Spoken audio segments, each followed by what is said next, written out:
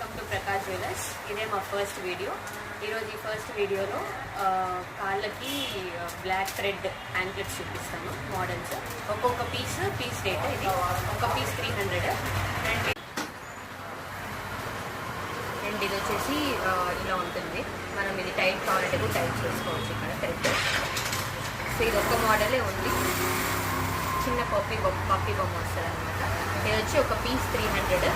Shipping charges extra. తర్వాత ఇలా black bracelets కూడా ఉన్నాయి.